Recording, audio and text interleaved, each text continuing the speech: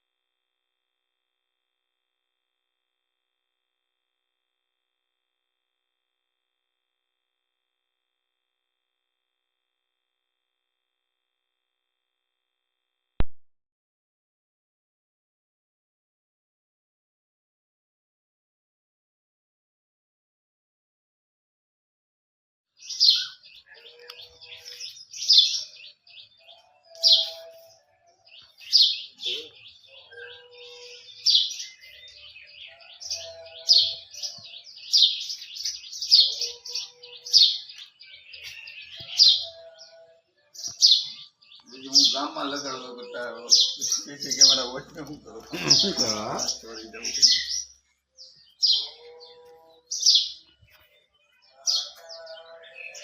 જવું કૂતરું લાવો સારો।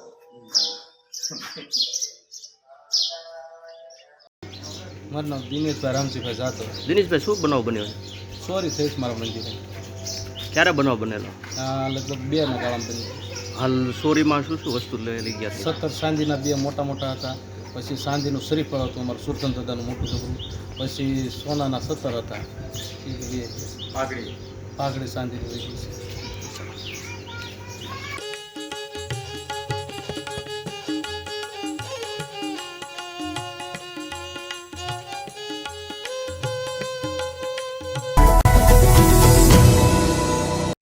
સમાજ માટે, સત્ય માટે, સત્યપૂર્ણ સમાચાર પ્રસારણ આપના મોબાઈલ પર તરત જ લાઈક કરો, શેર કરો અને સબસ્ક્રાઇબ પણ કરો।